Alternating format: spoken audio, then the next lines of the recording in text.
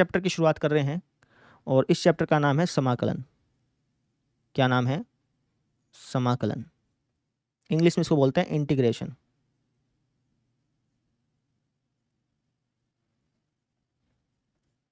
ठीक है, इंटीग्रेशन क्या चीज़ है भाई?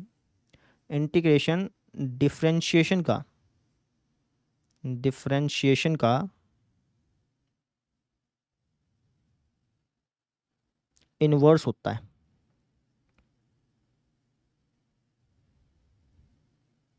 मतलब समझो, जैसे मैं आपसे पूछता हूँ कि भाई एक्स स्क्वायर का डेरिवेटिव बता दो, एक्स स्क्वायर का डेरिवेटिव बताओ, तो तुम क्या बोलोगे? तुम कहोगे सर जी 2x, है ना। अब मुझे इसी चीज़ को उल्टा करके पूछना हो तो मैं ऐसे पूछ सकता हूँ कि 2x का इंटीग्रेशन बता दो।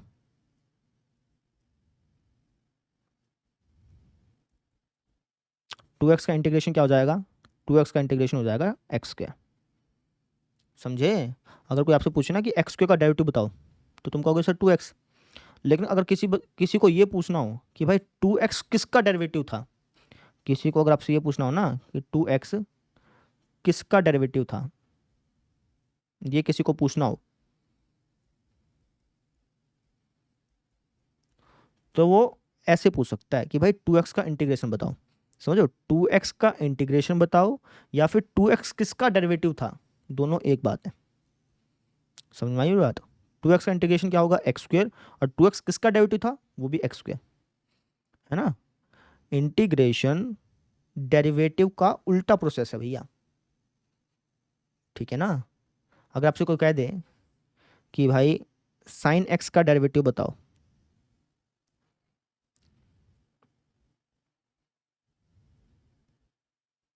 तो तुम क्या बोलोगे? तुम कहोगे सर जी कोस एक्स। लेकिन अगर मुझे इसी बात को उल्टा करके पूछना हो, मुझे अगर आपसे ये पूछना हो कि कोस एक्स किसका डेरिवेटिव था, तो मैं कैसे पूछूंगा? मैं कहूंगा कि भैया कोस एक्स का इंटीग्रेशन बताओ,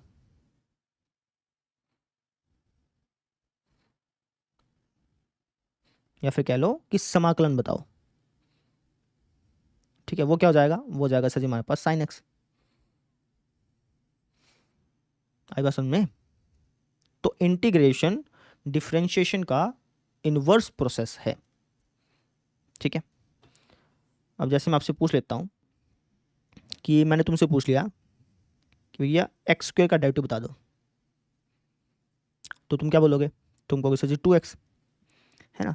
अब मुझे इसी चीज़ को उल्टा करके पूछना होगा ना, तो मैं ऐसे पूछूंगा, मैं इंटीग्रेशन का सिंबल लगाऊंगा, यहाँ पे 2x लिखूंगा और यहाँ पे dx लिखूंगा। ठीक है ना, इंटीग्रेशन में dx जो है ना वो साथ में गुणा में लिखा जाता है बेसिकली। जैसे यहाँ पे हम बटे में लिखते थे ना, यहाँ पे सिंबल में गुणा में लिखा जाता है। ठीक है, तो जैसे मैं आपसे पूछ रहा हूँ कि एक्स स्क्वायर का डेरिवेटिव बताओ, तो उसको मैं ऐसे लिखता हूँ। अगर मुझे इसी चीज़ को उल्टा करके पूछना होगा ना, तो मैं उसको ऐसे लिखूंगा। इसको बोलते क्या है? इसको बोलते हैं कि 2x का इंटीग्रेशन बताओ, 2x का इंटीग्रेशन बताओ। 2x का इंटीग्रेशन क्या हो जाएगा? एक्स स्क्वायर हो जाएगा। ठीक है ना। जहाँ कहीं भी तुम्हें ऐसा दिख जाए ना, तो अपने आप से सवाल पूछा करो कि 2x जो है वो किसका डेरिवेटिव था। 2x किसका डेरिवेटिव था बेटा? 2x सर जी हमारा एक्स स्क्वायर का डेरिवेटिव था। समझ में आ गई बात? लेकिन यहाँ पे एक छोटी सी कंफ्यूजन पैदा होगी। क्या? जैसे मैंने आपसे पूछा कि 2x किसका डेरिवेटिव था, तो तुमने कहा सर जी एक्स स्क्वायर का डेरिवेटिव था। लेकिन अगर तुम नोटिस करो, 2x जो है वो हमारा एक्स स्क्वायर प्लस 1 का भी तो डेरिवेटिव होता है ना। 2x किसका डेरिवेटिव था? एक्स स्क्वायर का डेरिवेटिव था, ठीक है। लेकिन 2x जो है वो हमारा एक्स स्क्वायर प्लस 1 का भी तो डेरिवेटिव होता है ना बेटा। एक्स स्क्वायर प्लस 2 का भी डेरिवेटिव होता है, एक्स स्क्वायर प्लस 3 का भी डेरिवेटिव होता है। समझ रहे हो? 2x तो हमारा एक्स स्क्वायर प्लस 4 का भी डेरिवेटिव होता है। ऐसे चलता जाएगा चलता जाएगा चलता जाएगा। तो इन सबको हम कॉमन रूप में क्या लिख सकते हैं? इन सबको हम कॉमन रूप में लिख सकते हैं कि भैया 2x हमारा किसका डेरिवेटिव था? 2x हमारा डेरिवेटिव था एक्स स्क्वायर प्लस सी का, है ना भाई। 2x जो है वो हमारा एक्स स्क्वायर का भी डेरिवेटिव हो सकता था, एक्स स्क्वायर प्लस 1 का भी डेरिवेटिव हो सकता था, एक्स स्क्वायर प्लस 2 का भी हो सकता था, एक्स स्क्वायर प्लस 3 का भी हो सकता था, एक्स स्क्वायर प्लस 4 का भी हो सकता था, क्योंकि इन सब का डेरिवेटिव लेने पे 2x मिलता है तुमको, है ना। तो इन सब आंसर को तो आप लिख नहीं सकते। तो इन सभी आंसरों को हमने कॉमन रूप से क्या लिख दिया? एक्स स्क्वायर प्लस सी लिख दिया, जहाँ पे सी क्या है? कॉन्स्टेंट टर्म है। ठीक है ना, सही सी की वैल्यू रखते जाओ, आपको आपके आंसर मिलते जाएंगे। मान लो कि सी की वैल्यू तुमने 1 रख दी, तो 2x जो है वो किसका डेरिवेटिव था? एक्स स्क्वायर प्लस 1 का था, बिल्कुल सही बात है। सी की वैल्यू 2 रख दी, तो इसका भी डेरिवेटिव है, सी के लिए 3 लिख दी तो इसका भी डेरिवेटिव है ना। तो हमेशा ध्यान रखिए जब भी आप इंटीग्रेशन वाला सवाल सोल्व करें ना तो उसके साथ सी जरूर चिपका दें। सी क्यों चिपका रहे हैं उसका रीज़न पता चला। उसका रीज़न ये है कि भैया 2x हमारा किसका डेरिवेटिव है, एक्स का भी डेरिवेटिव है, एक्स स्क्वायर प्लस 1 का भी है, एक्स स्क्वायर प्लस 2 का भी होता है, एक्स स्क्वायर प्लस 3 का भी होता है। तो ऐसे करते करते हम सारे आंसर तो लिख नहीं सकते, तो इसलिए हम कॉमन रूप से इसको क्या ले देते हैं, हम इसलिए कॉमन रूप से इसको ले देते हैं एक्स स्क्वायर प्लस सी। समझ में आ गई। हर सवाल में ऐसे करना है। जैसे मैं आपसे पूछ लेता हूँ कि भाई, जैसे मैंने आपसे पूछ लिया कि कोस एक्स का इंटीग्रेशन बता दो, है ना। कोस एक्स का इंटीग्रेशन बता दो, इसका मतलब क्या हुआ, इसका मतलब ये हुआ कि मैं आपसे ये पूछ रहा हूँ कि कोस एक्स किसका डेरिवेटिव था, कोस एक्स किसका डेरिवेटिव था बताना जरा एक बार। तो तुम कहोगे सर कोस एक्स हमारा साइन एक्स प्लस सी का डेरिवेटिव था। सी क्यों लगा यहाँ पे, क्योंकि भाई साइन एक्स का डेरिवेटिव भी कोस एक्स होता है, साइन एक्स प्लस 1 का डेरिवेटिव भी कोस एक्स होता है, साइन एक्स प्लस 2 का डेरिवेटिव भी कोस एक्स होता है। तो सभी आंसर को तो हम लिख नहीं सकते, इसलिए मैंने यहाँ पे कॉमन रूप से क्या लगा दिया, सी लगा दिया। समझ में आ गई मेरी बात। अगर मैं आपसे पूछ लूँ कि भाई साइन एक्स का इंटीग्रेशन बताओ, तो इसका मतलब ये है कि मैं आपसे ये पूछ रहा हूँ कि साइन एक्स किसका डेरिवेटिव था, साइन एक्स किसका डेरिवेटिव था बताना जरा एक बार। तो कई बच्चे बोलेंगे सर कोस एक्स का, लेकिन नहीं, कोस एक्स का डेरिवेटिव तो माइनस साइन एक्स होता है। साइन एक्स किसका था, साइन एक्स था हमारा माइनस कोस एक्स का डेरिवेटिव, या फिर कह लो माइनस कोस एक्स प्लस सी का डेरिवेटिव, है ना। आप इसका डेरिवेटिव लेके देख लो बेशक, माइनस कोस एक्स प्लस सी का डेरिवेटिव लेना तुम, यही मिलेगा तुमको, लेके देखो। माइनस कोस एक्स का डेरिवेटिव लोगे तो माइनस तो बाहर ले लिया, कोस एक्स का डेरिवेटिव माइनस साइन एक्स होता है, तो माइनस माइनस प्लस हो जाएगा, और सी का डेरिवेटिव शून्य होता है, तो माइनस कोस एक्स प्लस सी का डेरिवेटिव क्या होगा, यही तो होगा। समझ में आ गई। इसलिए मैंने तुमसे कहा कि इंटीग्रेशन डिफरेंशिएशन का रिवर्स प्रोसेस है। समझ में आ गई, क्लियर है बात मेरी, ठीक है। तो ये चीज़ मैं आपको समझाना चाह रहा था। जैसे मैं आपसे पूछ लिया कि भाई सीकेंट स्क्वायर एक्स का इंटीग्रेशन बता दो, तो इसका मतलब ये हो गया कि मैं आपसे ये पूछना चाह रहा हूँ कि सीकेंट स्क्वायर एक्स किसका डेरिवेटिव था, किसका डेरिवेटिव था बताना जरा एक बार। तो तुम कहोगे सर जी टेंजेंट एक्स प्लस सी का। प्लस सी क्यों लिख रहे हैं, क्योंकि भैया सीकेंट स्क्वायर एक्स जो है वो टेंजेंट एक्स का भी डेरिवेटिव होता है, टेंजेंट एक्स प्लस 0 का भी होता है, टेंजेंट एक्स प्लस 1 का भी होता है, टेंजेंट एक्स प्लस 2 का भी होता है। तो इन सभी आंसर को तो अपन लिख नहीं सकते, तो इसलिए हमने क्या लिख दिया, टेंजेंट एक्स प्लस सी करके लिख दिया। लॉजिक समझ में आया, ठीक है। तो इतना समझिए कि इंटीग्रेशन जो है वो डिफरेंशिएशन का रिवर्स प्रोसेस है। समझ में आ गया। इसका ज्योमेट्रिकल मीनिंग भी होता है, जैसे डेरिवेटिव का ज्योमेट्रिकल मीनिंग था ना, डेरिवेटिव का ज्योमेट्रिकल मीनिंग क्या था कि डेरिवेटिव जो है वो हमें फंक्शन के ऊपर बनने वाली स्पर्शरेखा की ढाल के बारे में बताता है। वैसे ही इंटीग्रेशन का भी ज्योमेट्रिकल मीनिंग है, लेकिन उसको मैं आपको अगले चैप्टर में बताऊंगा, क्योंकि इस चैप्टर में तो हमें बेसिकली यही सीखना है कि कैसे हम फंक्शन का इंटीग्रेशन याद कर सकते हैं, है ना, क्या क्या मेथड है, बेसिकली हमें उस पर ज़्यादा फोकस करना है। तो अभी बताने का उसका कोई फ़ायदा नहीं होगा आपको, ठीक है ना। इंटीग्रेशन का रियल लाइफ में यूज़ क्या होता है, इंटीग्रेशन का ज्योमेट्रिकल मीनिंग क्या है, वो सारी बातें आपको मैं अगले चैप्टर में बताऊंगा बेटा। अभी बस आप इस चैप्टर में सीखिए कि कैसे को हम अभी अभी सिर्फ आप इस चैप्टर में ये सीखिए कि कैसे हम फंक्शंस का इंटीग्रेशन याद करते हैं, तरीका क्या है वो आप सीखिए, ठीक है। तो मैं आपको पहले फॉर्मूले लिखवा देता हूँ सारे के सारे, ठीक है। उसके बाद फिर क्वेश्चन से स्टार्ट करते हैं, फिर आपको मैं समझाऊंगा कि कैसे हम किसी भी क्वेश्चन का, किसी भी फंक्शन का इंटीग्रेशन करते हैं, ठीक है। तो पहले एक बार फॉर्मूले लिखवा देता हूँ। तो फॉर्मूले देखिए आप, तो कुल मिलाकर के 19 फॉर्मूले हैं भाई, जिनको आपको याद रखना है ना। 12 फॉर्मूले और भी हैं, लेकिन उनको मैं बाद में लिखवाऊंगा। जो मेन फॉर्मूले हैं जो अभी आपको याद रखने हैं वो है 19, ठीक है। लिख लो। सबसे पहले मैं लिखवा रहा हूँ टाइप 1 वाले फॉर्मूले, जिसके अंदर हम सारे के सारे अलजेब्रिक फॉर्मूले याद रखेंगे, ठीक है। सबसे पहला फॉर्मूला आपको याद रखना है किसका, किसी भी कांस्टेंट टर्म के इंटीग्रेशन का। कोई भी कांस्टेंट टर्म दे दी और उसका आपसे इंटीग्रेशन पूछ ले, तो किसी भी कांस्टेंट टर्म का इंटीग्रेशन क्या होता है वो समझ लो, है ना। जैसे मान लो कि आपसे कह दें कि भाई 5 का इंटीग्रेशन बताओ, बता सकते हो 5 का इंटीग्रेशन क्या होगा।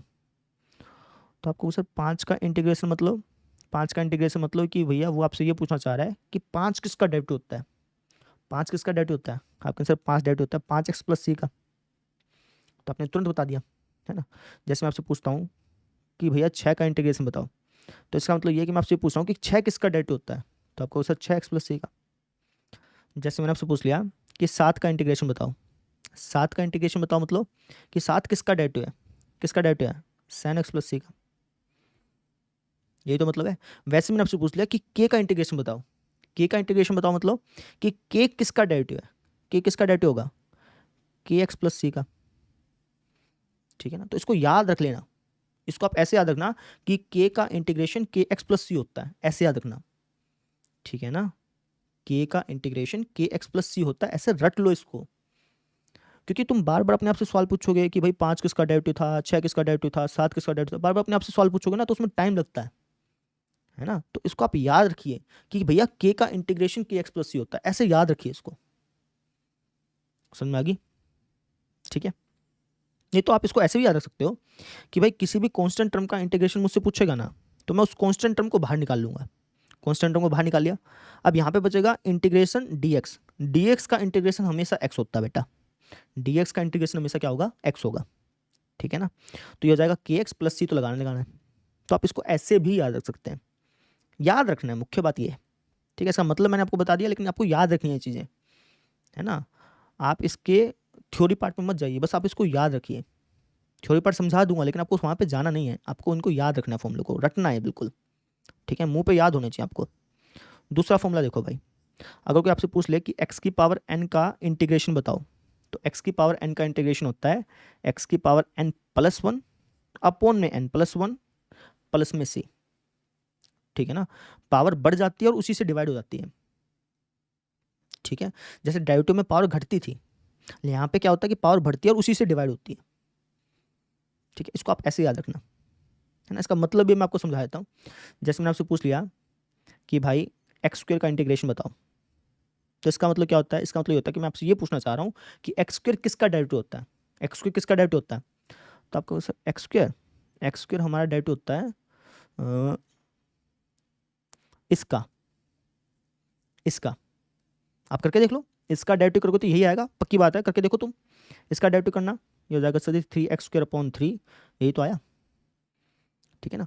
तो x की पावर n का इंटीग्रेशन तुम्हें करना हो तो तुम क्या करोगे, पावर ऐड करके उसी से डिवाइड कर दोगे। जैसे यहाँ पे x² का इंटीग्रेशन मुझसे पूछा तो मैंने क्या किया, पावर में एक ऐड किया, उसी से डिवाइड कर दिया, सिंपल। इसको याद रख लें भैया, कभी तुम इसमें बार बार थ्योरेटिकल पार्ट में चले जाओ, इस पार्ट में बार बार जाना नहीं, ये तो मैं समझाने के लिए तुमको बता रहा हूँ, लेकिन बार बार इसमें मत जाना, इसको रट लेना कि भाई एक्स की पावर एन का इंटीग्रेशन क्या होता है, ये होता है, इसको याद रख लेना। समझ में आ गई, समझने के लिए तुम अपने आप से सवाल पूछ सकते हो कि भाई एक्स की पावर एन जो वो किसका डेरिवेटिव था, समझने के लिए पूछ सकते हो, लेकिन बार बार इसमें मत जाना, तुम बस इसको याद रखना कि एक्स की पावर एन का इंटीग्रेशन ये होगा। समझ में आ गई। अब मैं फटाफट से फॉर्मूले लिखवा रहा हूँ, आपको उनको रटना है, ठीक है ना, मतलब नहीं समझाऊंगा उनका मैं, ना ही समझने की जरूरत है, आपको बस उनको याद रखना है। तीसरा फॉर्मूला देखिए भाई, 1 में एक्स की पावर एन का इंटीग्रेशन, ये होता है हमारे पास -1 में n-1 गुणा में एक्स की पावर n-1 प्लस में सी। इसको आप याद रखें, ये फॉर्मूला आया कहाँ से, ये फॉर्मूला बेसिकली यहीं से आया है। 1 में एक्स की पावर n है ना, इसको ले सकता हूँ एक्स की पावर -n, है ना, फिर ये कुछ ऐसा ऐसा हो जाएगा, ठीक है। ऐसा ऐसा हो जाने के बाद जब तुम इसको सॉल्व करोगे ना तो कुछ ऐसा ऐसा ही बनेगा, लेकिन आपको करने की जरूरत नहीं है, ना ही आपको डेरिवेशन करने की जरूरत है, बस आपको इसको याद रखने की जरूरत है। तो इसको आप याद रख लीजिएगा कि 1/x की पावर n का इंटीग्रेशन क्या होगा, -1 में n-1 गुणा में x की पावर n-1 प्लस में c, इसको याद रखना, ठीक है। चौथा फॉर्मूला देखो, थोड़ा जूम आउट कर रहा हूँ। अच्छा एक बात आप ध्यान रखना, यहाँ पे जो 1 में x की पावर n का इंटीग्रेशन मैंने पूछा ना, यहाँ पे जो n है वो नॉट इक्वल टू 1 है। क्यों सर जी, क्योंकि अगर आप यहाँ पे n की वैल्यू 1 रख दोगे तो यहाँ पे क्या हो जाएगा, यहाँ पे हो जाएगा 1-1, यानी कि 1/0 हो जाएगा, बेसिकली 1/0 तो नॉट डिफाइन होता है, ठीक है। तो ये जो मैंने फॉर्मूला लिखवाया ना, ये तभी काम करेगा जब n की वैल्यू 1 ना हो। अब आप कहेंगे सर कि अगर n की वैल्यू 1 हुई तो, अगर मुझसे किसी ने पूछ लिया कि 1/x की पावर 1 या फिर 1/x का इंटीग्रेशन बताओ, तब कैसे बताऊंगा, तो इसका इंटीग्रेशन का फॉर्मूला होता है log mod x plus c, ठीक है ना। 1/x के इंटीग्रेशन का फॉर्मूला क्या होता है, log mod x plus c, है ना। उसको मैं समझा भी देता हूँ तुमको। 1/x किसका डेरिवेटिव होता था भाई, मैं आपसे ये पूछ रहा हूँ कि 1/x का इंटीग्रेशन बताओ, तो इसका यही तो मतलब है कि 1/x किसका डेरिवेटिव होता था, तो 1/x डेरिवेटिव होता था सर जी log x का। लेकिन आपको पता होना चाहिए कि log x में जो x होता है ना वो हमेशा पॉजिटिव होता है, तो इसलिए हम हमेशा यहाँ पे क्या लगाते हैं, मॉडुलस लगा देते हैं। समझ में आ गई, ताकि अगर ये नेगेटिव भी हुआ तो ये पॉजिटिव बन जाए, इसलिए हम यहाँ पे मॉडुलस लगा देते हैं, इस चीज़ का आप ध्यान रखिए। समझ में आ गया, तो ये चौथा फॉर्मूला हो गया। पांचवा फॉर्मूला, e की पावर x का इंटीग्रेशन क्या होगा, e की पावर x ही होगा, है ना। क्योंकि जैसे मैंने आपसे पूछा कि e की पावर x का इंटीग्रेशन बताओ, तो इसका मतलब ये है कि मैं आपसे ये पूछना चाह रहा हूँ कि e की पावर x जो है किसका डेरिवेटिव होता है, तो आपका आंसर e की पावर x का ही होता है, obvious सी बात है, ठीक है। तो आप इसको याद रख लें कि e की पावर x का इंटीग्रेशन क्या होता है, e की पावर x ही होता है। समझ में आ गई। एक फॉर्मूला और देख लो, उसके बाद फिर टाइप 2 पे चलते हैं। छठा फॉर्मूला आपका a की पावर x का इंटीग्रेशन। a की पावर x का इंटीग्रेशन क्या होता है, ये होता है सर हमारे पास a की पावर x बटे में log a प्लस में c। समझ में आ गई। जैसे अगर मैं आपसे पूछूं कि a की पावर x का डेरिवेटिव बताओ, तो तुम क्या बताते थे, a की पावर x गुणा में log a, ऐसे बोलते थे ना। यहाँ पे भाग में लिखा जाएगा, इसको आप ऐसे याद रख सकते हो। समझ में आ गई। इन 6 फॉर्मूलों को आपको याद रखना है, इनके मीनिंग में मत जाइएगा। इनका मीनिंग मैंने आपको वैसे बता दिया है, लेकिन इनके मीनिंग में बार बार मत जाइएगा, इनको आप याद रखिएगा। समझ में आ गई। तो 6 फॉर्मूले तो ये याद रखने हैं। अब चलते हैं टाइप 2 वाले फॉर्मूले में। ये तो मैंने सारे के सारे अलजेब्रिक फॉर्मूले लिखवाए, अब मैं आपको लिखवाता हूँ ट्रिग्नोमेट्रिक फॉर्मूले। देखिए, तो अब लिखिए आप टाइप 2 वाले फॉर्मूले। ठीक है, साइड साइड ट्रिग्नोमेट्री वाला लिखवाऊंगा यहाँ पे। तो 6 तो लिखवा दिए थे ना, 7वां देखो। 7वां फॉर्मूला होता है आपका integration of sine x d x. Sine x का इंटीग्रेशन क्या होता है भैया, साइन एक्स का इंटीग्रेशन होता है माइनस का कोस एक्स प्लस सी। आप इसका डेरिवेटिव करके देख लो, यही मिलेगा तुमको। ठीक है ना। अच्छा जी, 8वां फॉर्मूला कोस एक्स का इंटीग्रेशन। कोस एक्स का इंटीग्रेशन होता है साइन एक्स प्लस सी। ठीक है, इसका डेरिवेटिव करके देख लो, यही मिलेगा तुमको। ठीक है। 9वां फॉर्मूला ये होता है आपके पास टेंजेंट एक्स का इंटीग्रेशन। टेंजेंट एक्स का इंटीग्रेशन क्या होता है, ये होता है आपके पास लोग सीकेंट एक्स प्लस सी। इसका डेरिवेटिव करके देख लो, यही मिलेगा तुमको। करके देख लो चाहे। यहाँ पे मॉडुलस क्यों लगा रहा हूँ, पता चल रहा है क्या। यहाँ पे मॉडुलस इसलिए लगा रहा हूँ क्योंकि लोग एक्स में ये जो एक्स होता है ना, ये हमेशा 0 से बड़ा होता है। ठीक है, तो यहाँ पे हो सकता है कि नेगेटिव हो, तो इस नेगेटिव को पॉजिटिव बनाने के लिए यहाँ पे हम क्या कर रहे हैं, मॉडुलस लगा रहे हैं। समझ में आ रही है क्या मेरी बात। तो इसलिए यहाँ पे मॉडुलस लग रहा है। तुम इसका डेरिवेटिव करके देख लो, यही मिलेगा तुमको। लोग सीकेंट एक्स का डेरिवेटिव क्या होगा, 1 सीकेंट एक्स। सीकेंट एक्स का वापस से डेरिवेटिव कर लो, जो कि होता है सीकेंट एक्स गुना टेंजेंट एक्स। ठीक है ना। सीकेंट एक्स से सीकेंट एक्स क्या क्या बचेगा, टेंजेंट एक्स ही तो बचेगा, और यही तो लिखा है मैंने यहाँ पे। समझ में आ गई। तो इनको आपको याद रखना है बेटा। क्लियर। अच्छा जी, 10वां फॉर्मूला देखो भाई। अगला फॉर्मूला आपका integration of cot x. Cot x का इंटीग्रेशन क्या होगा, ये होगा लोग साइन एक्स प्लस सी। ठीक है, इसको याद रखना है ना। आप चाहें तो इसका डेरिवेटिव लेकर दे सकते हैं, यही आएगा, लेकिन आप इसको याद रखना भाई। ठीक है। 11वां फॉर्मूला इंटीग्रेशन ऑफ, क्या बच गया आपका, सीकेंट बच गया और कोट बच गया है ना।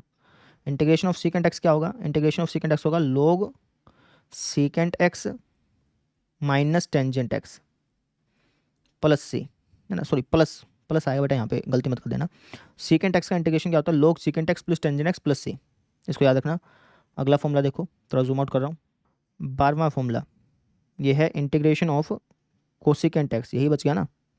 इंटीग्रेशन ऑफ कोसिकेंट एक्स क्या होगा, ये होगा लोग cosecant x minus cot x plus से। इसका वापस से डेरिवेटिव करके देखोगे ना, तो यही बनेगा, चाहे तुम करके देख लो, है ना। लेकिन करने की ज़रूरत नहीं है, आपको इसको याद रखना ही पड़ेगा। ठीक है, चाहे करके देखना चाहो तो करके देख सकते हो, लेकिन इसको याद ही रखना पड़ेगा भाई। ठीक है, तो ये तो मैंने आपको ट्रिग्नोमेट्री वाले फॉर्मूले लिखवा दिए, है ना। और भी ट्रिग्नोमेट्री वाले फॉर्मूले वो भी लिखवा देता हूँ, थोड़ा सा पेज का साइज भी डालूँ। 13वां फॉर्मूला देखो भाई। 13वां फॉर्मूला आपके पास इंटीग्रेशन ऑफ सीकेंट एक्स गुना tangent x. Secant x tangent x किसका डेरिवेटिव होता था, इंटीग्रेशन पूछो या फिर आप ऐसे पूछो कि सीकेंट एक्स टेंजेंट एक्स किसका डेरिवेटिव होता था, बातें की होती है। तो सीकेंट एक्स टेंजेंट एक्स किसका डेरिवेटिव होता था, ये डेरिवेटिव होता था सीकेंट एक्स का। ठीक है, तो इसका इंटीग्रेशन क्या आ जाएगा, सीकेंट एक्स आ जाएगा।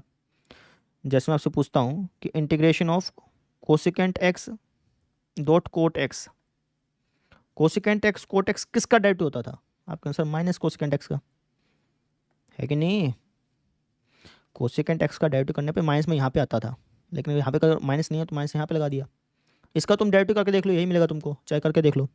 ठीक है, अगला फॉर्मूला देखो भाई। सीकेंट स्क्वायर एक्स का इंटीग्रेशन क्या होगा, ये होगा सर जी टेंजेंट एक्स, सबको पता है, क्योंकि सीकेंट स्क्वायर एक्स डेरिवेटिव किसका होता है, टेंजेंट एक्स का होता है ना, तो ऐसा आ गया, है ना। लास्ट फॉर्मूला देख लो ट्रिग्नोमेट्री का, ये है आपके पास cosecant square x. Cosecant square x का इंटीग्रेशन क्या होगा, कोसिकेंट स्क्वायर एक्स का इंटीग्रेशन होगा आपके पास माइनस का कोट एक्स प्लस सी, ठीक है। तो कुल मिलाकर के ये आपके पास इतने फॉर्मूले हैं ट्रिग्नोमेट्री के, तो इनको आपको याद रखना है, ठीक है ना। तो इनको आप याद रखिएगा। अब देखते हैं टाइप 3 वाले फॉर्मूले। चलिए टाइप 3 वाले फॉर्मूले देखो भाई। इसके अंदर 3 ही फॉर्मूले हैं। सबसे पहला फॉर्मूला है इंटीग्रेशन ऑफ कोई कांस्टेंट टर्म और फिर यहाँ पे कोई फंक्शन, है ना। कभी भी आपको कुछ इस तरीके का फंक्शन मिल जाए और वहाँ पे इंटीग्रेशन लिखा हो, तो आपको मैंने क्या बताया कि कांस्टेंट टर्म को हमेशा बाहर निकाल लो, ठीक है। तो इसका अगर आपसे इंटीग्रेशन पूछेगा तो इसका इंटीग्रेशन क्या हो जाएगा, कांस्टेंट टर्म को हम बाहर निकाल लेंगे और इस फंक्शन का वापस से इंटीग्रेशन कर देंगे, समझ रहे हैं। तो कभी भी इस टाइप का कोई फंक्शन मिल जाए जिसके साथ कांस्टेंट टर्म गुणा हो रही हो, तब कांस्टेंट टर्म को बाहर निकाल लीजिएगा, फिर उसके बाद इस फंक्शन का इंटीग्रेशन कर दीजिएगा। तो इसका इंटीग्रेशन ऐसा होता है, आप इसको याद रखिएगा, ठीक है। अच्छा जी, 18वां फॉर्मूला। आपको कोई दो फंक्शन मिल गए, एक एफ एक्स मिल गया, एक मान लो जी एक्स मिल गया, और आपको कह दिया कि भैया इसका इंटीग्रेशन बताइए। तो प्लस में इंटीग्रेशन जो है ना वो स्प्लिट हो जाता है, बट जाता है, ठीक है। तो इसका इंटीग्रेशन क्या हो जाएगा, इसका इंटीग्रेशन हो जाएगा एफ एक्स का इंटीग्रेशन प्लस में जी एक्स का इंटीग्रेशन। इसको आप याद रखिएगा। सब्ट्रैक्ट में भी जो इंटीग्रेशन है ना वो स्प्लिट हो जाता है। अगर सब्ट्रैक्ट है ना दो फंक्शन के बीच में और इंटीग्रेशन लगा हुआ है, तो उन दोनों का अलग अलग से इंटीग्रेशन निकाल करके सब्ट्रैक्ट कर दो, ये कहना चाह रहा हूँ। समझ में आ गई क्या। गुणा और भाग का कोई फॉर्मूला नहीं है भाई, है ना। उसका अलग तरीका है, वो मैं बताऊंगा आगे, लेकिन उसका कोई फॉर्मूला नहीं है। जैसे डेरिवेटिव ज्ञात करते समय गुणा का फॉर्मूला था ना, दो फंक्शन का गुणा हो रहे हो तो उसका डेरिवेटिव कैसे ज्ञात करते हैं, उसका फॉर्मूला था ना। यहाँ पे ऐसा कोई फॉर्मूला नहीं है। भाग का वहाँ पे फॉर्मूला था ना, तो भाग में यहाँ पे ऐसा कोई फॉर्मूला नहीं है, ठीक है ना। उसके लिए अलग तरीके होते हैं, वो आगे पता चल जाएंगे आपको। बस अभी के लिए इतना ध्यान रखिए कि गुणा और भाग का इंटीग्रेशन में कोई फॉर्मूला नहीं होता है, ऐसे ध्यान रखिए। समझ में आ गई, नहीं तो गलती कर बैठोगे, ठीक है। तो ये कुल 19 फॉर्मूले मैंने आपको लिखवा दिए हैं, इनको आपको याद रखना है, ठीक है। और अभी हम क्वेश्चन आंसर्स पे चलते हैं। देखिए, तो पहले मैं उदाहरण नंबर दूसरा करवा रहा हूँ, उदाहरण नंबर फर्स्ट को बाद में कराऊंगा, ठीक है। आसान है लेकिन उसमें तरीका थोड़ा सा दूसरा है, ठीक है। तो ये वाला उदाहरण देखो भाई, क्या क्या कि निम्नलिखित समाकलनों को ज्ञात करिए, ठीक है। इंटीग्रेशन ज्ञात करना है। जैसे फर्स्ट है, हमें किसका इंटीग्रेशन ज्ञात करना है, हमें इंटीग्रेशन ज्ञात करना है एक्स क्यूब माइनस 1 अपॉन में एक्स स्क्वायर डी एक्स, इसका इंटीग्रेशन ज्ञात करना है। तो मैंने तुमको क्या बताया था कि भाई इंटीग्रेशन जो है ना वो भाग में काम नहीं करता है, इंटीग्रेशन के लिए कोई भाग वाला फॉर्मूला नहीं है। तो अब हम यहाँ पे क्या करें, यहाँ पे तो भाग आ रही है, तो इस भाग को ख़त्म करने की कोशिश करो। कैसे, जैसे आप यहाँ पे देख सकते हो कि जो एक्स स्क्वायर वो इसके भाग में भी है, एक्स स्क्वायर इसके भाग में है, तो दोनों के भाग में लगा दो। एक्स स्क्वायर को इसके भाग में लगाओगे तो इसको मैं कुछ ऐसा लिख सकता हूँ और इसको मैं कुछ ऐसा लिख सकता हूँ। लिख सकता हूँ कि नहीं लिख सकता हूँ, हम सब बिल्कुल लिख सकते हैं, कोई दिक्कत नहीं है। अच्छा, यहाँ पे तो कट जाएगा, तो यहाँ पे तो बेसिकली कुछ ऐसा हो गया। और यहाँ पे सर इसको चाहो तो एक्स की पावर -2 लिख दो, नहीं तो इसके लिए भी हमने डायरेक्टली फॉर्मूला बनाया था 1 अपॉन एक्स की पावर एन का डायरेक्टली फॉर्मूला बनाया था ना, वो भी लगा सकते हैं, आपकी इच्छा है, ठीक है। तो मैं डायरेक्टली 1 अपॉन एक्स की पावर एन वाले फॉर्मूला लगा दूंगा, तो इसको सेम का सेम रहने दिया। समझ में आगे। अब मैंने बताया था इंटीग्रेशन जो है ना वो सब्ट्रैक्ट में अलग अलग हो जाता है, तो इसको अलग अलग कर देते हैं। थोड़ा सा मैं नीचे लेकर जा रहा हूँ भाई। तो अगर मैं इसको लिखना चाहूँ तो इसको लिख सकता हूँ integration of x minus integration of 1 upon x square D x, दोनों के साथ चिपकेगा। समझ में आ गई। तो x का इंटीग्रेशन क्या होता है, आप कहेंगे सर x का इंटीग्रेशन, हाँ जी, x का इंटीग्रेशन होता है, जैसे यहाँ पे x की पावर 1 लिखा हुआ है बेसिकली, तो x की पावर 1 का इंटीग्रेशन क्या होगा, आपको मैंने बताया था, पावर में 1 ऐड कर दो और उसी से डिवाइड कर दो। x की पावर 1 का इंटीग्रेशन क्या होगा, पावर में 1 ऐड कर दो, उसी से डिवाइड कर दो। तो इसका इंटीग्रेशन क्या हो गया, ये हो गया। जैसे ही आप किसी फंक्शन का इंटीग्रेशन कर लेते हैं ना, तो इंटीग्रेशन वाला साइन जो है ना वो हटा देते हैं। जैसे हमने इसका इंटीग्रेशन कर लिया तो इंटीग्रेशन वाला साइन अब मैं यहाँ पे नहीं लगाऊंगा, ठीक है। अच्छा जी, 1 अपॉन एक्स की पावर एन का इंटीग्रेशन क्या होता है, 1 अपॉन एक्स की पावर एन का इंटीग्रेशन क्या होता है, तो आप कहेंगे सर इसका इंटीग्रेशन होता है हमारे पास माइनस का 1 अपॉन में n-1 गुणा में x की पावर n-1, है ना, प्लस में c, ये होता है ना। आपको आंसर यहाँ पे भी सी लगाना है, ठीक है, लगा दो, कोई दिक्कत नहीं है। मैं भूल गया ना भाई, यहाँ पे सी लगाना था, यहाँ पे भी सी लगाना बेटा। तो कुछ ऐसा ऐसा हो गया, समझ में आ गई। अच्छा जी, अब यहाँ पे कई बच्चे गलती ये कर जाते हैं, वो इस सी को इस सी से कैंसिल आउट कर देते हैं, लेकिन ऐसा आपको नहीं करना है। क्यों? क्योंकि तुम्हें पता नहीं है ना कि भाई ये जो कांस्टेंट टर्म है वो कितनी है, ये 5 भी हो सकती है, 10 भी हो सकती है, और ये जो है ये भी कुछ भी हो सकता है, 2 भी हो सकते हैं, 3 भी हो सकती है। तो ज़रूरी थोड़ी है कि ये हमेशा ये कटेगा, ऐसा ज़रूरी नहीं है ना? तो आपको इनको काटना नहीं है, या फिर आप एक काम कर सकते हो कि ये जो सी आप ऐड कर रहे हो ना, इसको सबसे लास्ट में ऐड कर दो। ये आप काम कर सकते हो, इससे आपसे गलती नहीं होगी। समझ में आ गई ना? भाई यहाँ पे जो सी है, ये यहाँ पे जो सी था भाई, वो उसकी वैल्यू कुछ भी हो सकती है, 10 भी हो सकती है, 15 भी हो सकती है, और यहाँ पे जो सी है उसकी भी वैल्यू कुछ भी हो सकती है। ज़रूरी नहीं कि इन दोनों की वैल्यू सेम हो, ठीक है? तो आप इनको काटिएगा मत, है ना? कभी यहाँ पे काट दें। हाँ, सी जोड़ना ज़रूर है, वो अपन लास्ट में जोड़ देंगे, इसलिए मैंने यहाँ पे दोनों की तरफ सी नहीं लिखा, दोनों में प्लस सी नहीं किया, ताकि गलती ना हो। लास्ट में कर देंगे अपन, सी को ही तो जोड़ना है ना, लास्ट में जोड़ देंगे। समझ में आ गया?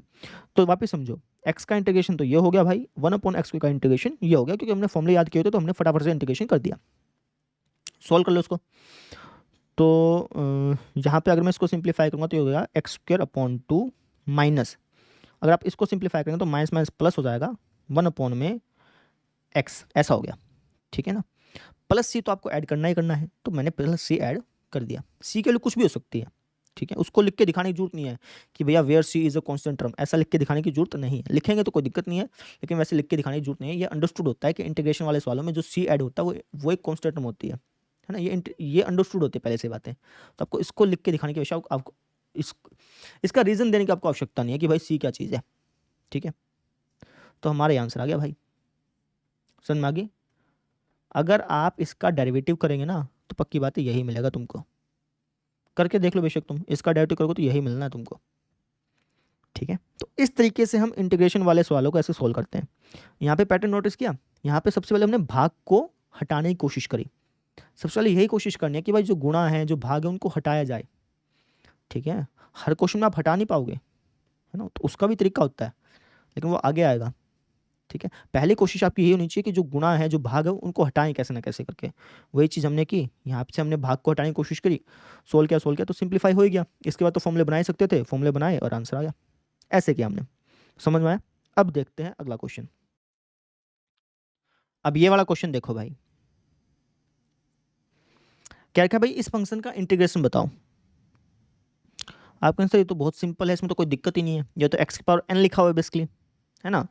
और यहाँ पे तो अंक है ही, तो कोई समस्या नहीं है। तो इंटीग्रेशन को अलग अलग कर लेते हैं पहले। तो हो जाएगा integration of x⁴n dx plus में integration of constant term dx, ऐसा हो गया। अब इनका हमारे पास फॉर्मूला तो है ही, डायरेक्टली फॉर्मूला अप्लाई करेंगे, आंसर मिलेगा।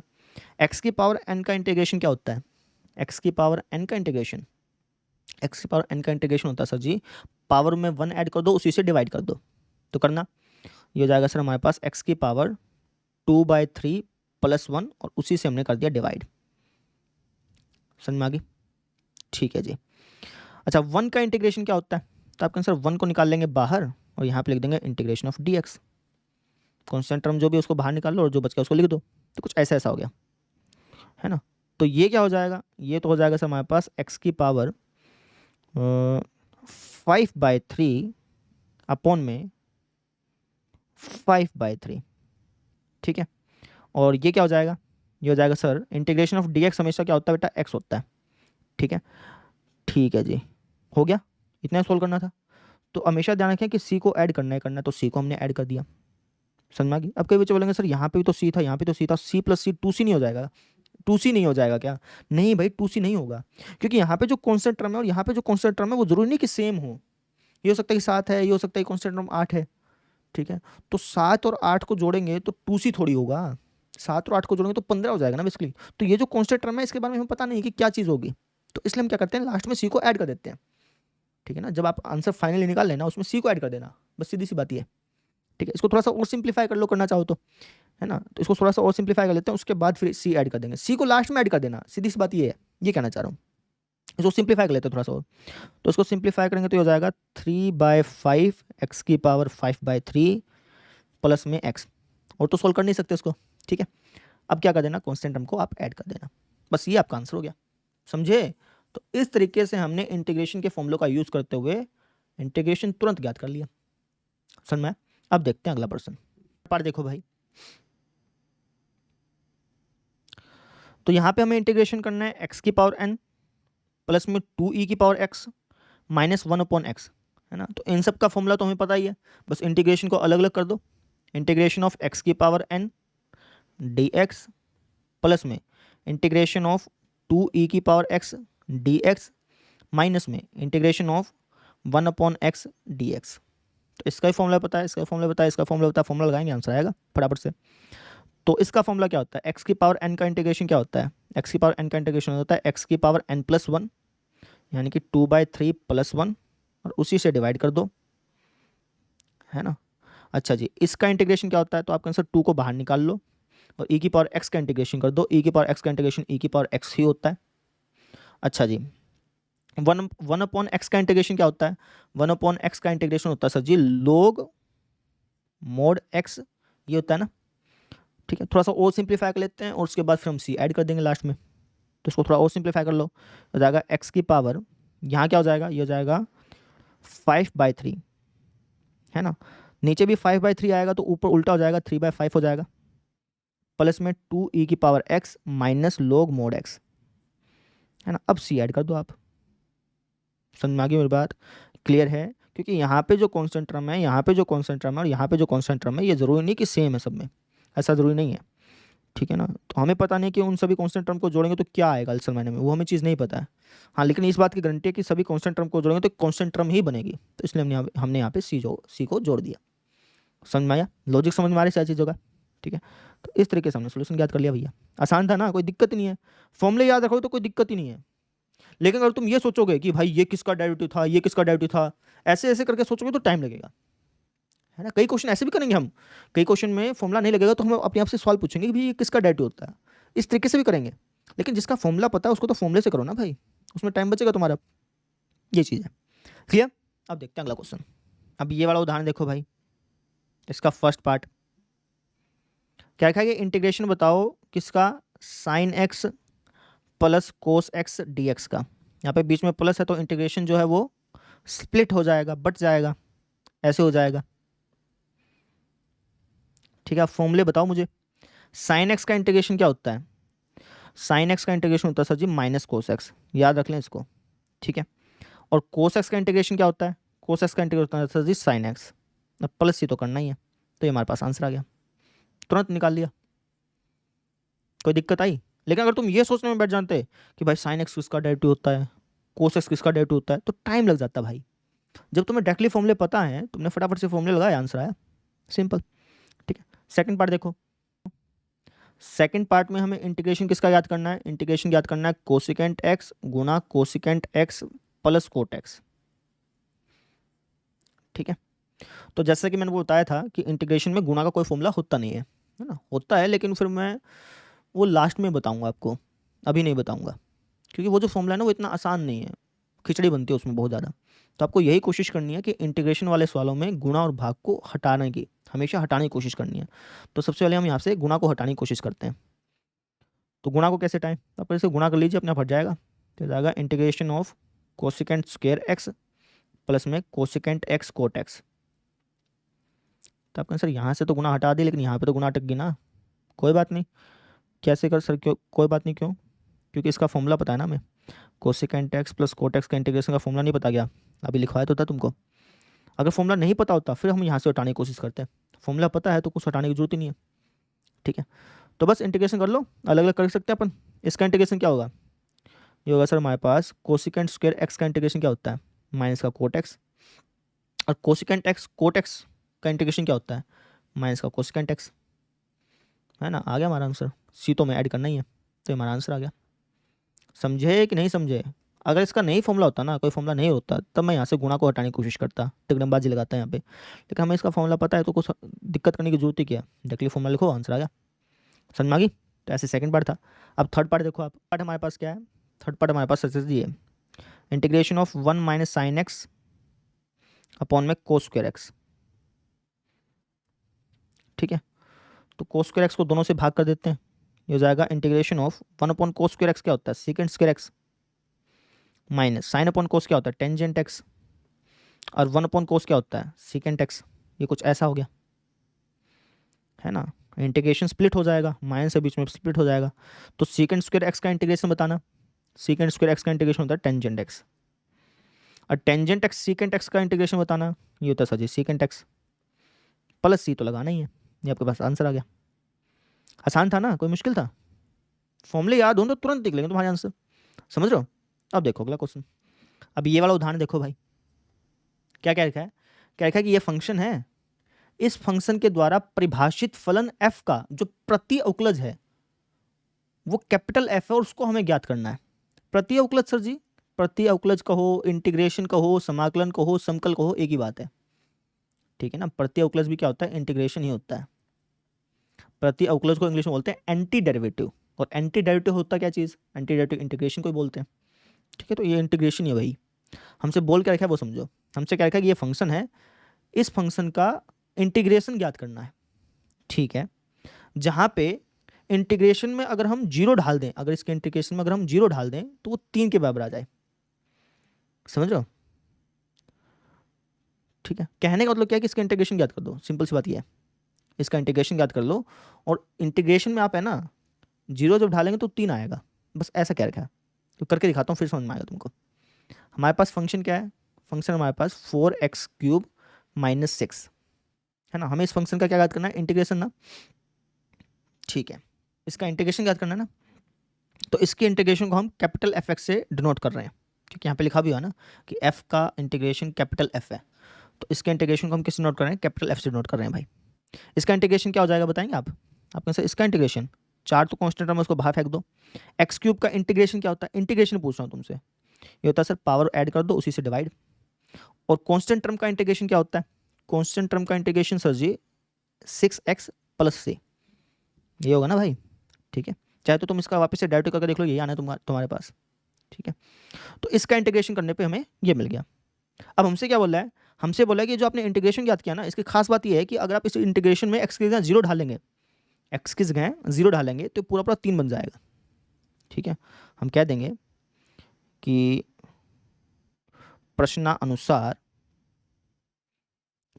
हमसे क्या कह रखा है कि जो f0 है वो बराबर है 3 के, है ना। अब f0 क्या हो जाएगा? यहाँ पे जहाँ जहाँ x दिख रहा है वहाँ जीरो डाल दो तुम। तो अगर तुम यहाँ पे जहाँ जहाँ x दिख रहा है वहाँ जीरो डालोगे तो ये बन जाएगा 0, है ना। लिख भी देता हूँ, जहाँ जहाँ x है वहाँ जीरो डालोगे तो कुछ ऐसा दिखाई देगा। ये तो 0 बन गया, यहाँ पे सिर्फ बचा क्या? c बराबर 3, ठीक है। तो ये जो c की वैल्यू है इसको तुम यहाँ पे रख दो, तो तुम्हें इसका प्रॉपर इंटीग्रेशन पता चल जाएगा, है ना। तो तुम कह सकते हो सर हमारा जो प्रॉपर इंटीग्रेशन आया वो क्या आ गया? 4x⁴/4, 4 से 4 तो काट ही दो बेसिकली, -6x + 3। ये हमारे पास प्रॉपर इंटीग्रेशन आ चुका है भैया। ये सवाल था हमारा, समझे कि नहीं समझे?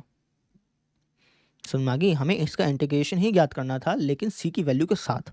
सी की वैल्यू हमें कहाँ से मिली? यहाँ से मिली, जो क्वेश्चन में दे रखा था। बस इसका इंटीग्रेशन आ गया। इसका इंटीग्रेशन क्या होगा? यही होगा। समझ में आ गई मेरी बात? ये चीज़ थी। अब देखते हैं अगला क्वेश्चन। तो अब ये उदाहरण नंबर 1 देख लो। ये उदाहरण वैसे एग्जाम में पूछा नहीं जाता है, ठीक है ना। ये सिर्फ आपको ये समझाने के लिए उदाहरण दिया गया है कि आप ये समझ पाएँ जो इंटीग्रेशन है ना वो डेरिवेटिव का रिवर्स प्रोसेस है, ये समझ पाएँ, उसके लिए उदाहरण दिया गया है। बेसिकली आपको मैं पढ़ के बताता हूँ क्या क्या रखा है। क्या रखा है कि निरीक्षण विधि का उपयोग करते हुए निम्नलिखित फलनों का प्रति अवकलज ज्ञात करें, ठीक है ना। आपको इनका इंटीग्रेशन ज्ञात करना है, लेकिन किस विधि का यूज़ करते हुए? निरीक्षण विधि का। निरीक्षण विधि क्या होती है भैया? निरीक्षण विधि वैसे तो कोई विधि होती नहीं है इसके लिए। निरीक्षण विधि का यहाँ पे ये मतलब है कि आपको ये सोचना है कि भैया ये किसके डेरिवेटिव हैं, ये सोच करके इनका इंटीग्रेशन ज्ञात करना है। बेसिकली इसका ये मतलब है, समझ रहे हैं? जैसे फर्स्ट फंक्शन में क्या दे रखा है? फर्स्ट फंक्शन में हमसे क्या रखा है कि cos 2x का इंटीग्रेशन बताओ, cos 2x का इंटीग्रेशन बताओ। तो मुझे बताओ कि cos 2x किसका डेरिवेटिव होता है ना। ऐसे सोच के करना है इसको, इसका यही मतलब है। cos 2x किसका डेरिवेटिव होता है? बताना जरा एक बार, cos 2x किसका डेरिवेटिव होता है? तो आप कहेंगे sir cos 2x sin 2x का होता होगा। देख लो एक बार sin 2x का होता है कि नहीं होता। आप कहेंगे सर sin 2x का अगर मैं डेरिवेटिव करूंगा तो ये आएगा cos 2x गुणा में 2, ये आएगा सर जी, है ना। तो हमें तो cos 2x चाहिए, हमें तो 2 cos 2x नहीं चाहिए, है ना। हमें तो cos 2x चाहिए। cos 2x कैसे मिलेगा? अगर मैं 2 से डिवाइड कर दूँ तो, है ना। 2 से अगर मैं यहाँ से डिवाइड करूँगा तो यहाँ से डिवाइड करना पड़ेगा।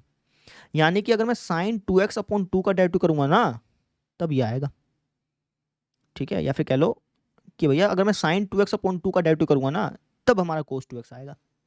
यानी कि कोस 2x का इंटीग्रेशन क्या हो जाएगा, ये हो जाएगा सर जी साइन 2x/2, और प्लस सी तो करना ही है, समझ रहे हो। आप चाहे तो इसका वापस से डेरिवेटिव करके देख लो, इसका डेरिवेटिव करोगे तो यही मिलेगा तुमको, समझ में आ गई। कहने का मतलब ये है कि हमें यहाँ पे ये सोचना था कि भाई ये जो है वो किसका डेरिवेटिव है, ऐसे सोच करके इस क्वेश्चन को करना था, वैसे हमने करा इसको, समझे। ये क्वेश्चन बेसिकली आपको ये सिखाने के लिए है कि जो इंटीग्रेशन है वो डेरिवेटिव का रिवर्स प्रोसेस है, ये समझाने के लिए क्वेश्चन दिया गया है, ठीक है। आप चाहें तो डायरेक्टली फॉर्मूले से भी कर सकते हैं इस क्वेश्चन को, समझ में आ गई। डायरेक्टली फॉर्मूले से भी कर सकते हो बेटा, कोई दिक्कत नहीं है उसमें। जैसे अब देखो सेकंड क्वेश्चन को मैं डायरेक्टली फॉर्मूले से करूंगा। सेकंड क्वेश्चन हमारा क्या है, सेकंड क्वेश्चन हमारे पास इंटीग्रेशन ऑफ 3x² + 4x³ है ना। कुछ नहीं लिखा तो इसका मतलब dx ही होगा, ऑब्वियस सी बात है। अगर यहाँ पे x है तो dx ही पाना है इसके साथ, ठीक है। मैक्सिमम क्वेश्चन, सभी क्वेश्चन में dx ही होता है बेटा, मैक्सिमम क्या सभी क्वेश्चन में dx ही होता है। अगर कुछ नहीं लिखा तो dx ही है, मतलब समझ में आ गई। अच्छा सर, तो मुझे इस फंक्शन का इंटीग्रेशन याद करना है। अब इसको अगर तुम ऐसे सोच के करोगे कि भाई ये किसका डेरिवेटिव होगा तो टाइम लग जाएगा, है ना। लेकिन क्वेश्चन वाले ने यही कह रखा है कि भैया ऐसे सोच के करो, वैसे सोच के करो कि भाई ये किसका डेरिवेटिव होगा, तो चलो ऐसे सोच के कर लेते हैं। बताओ भाई ये किसका डेरिवेटिव पाएगा, तो आप कहेंगे सर ये हमारा डेरिवेटिव पाएगा इसका, ये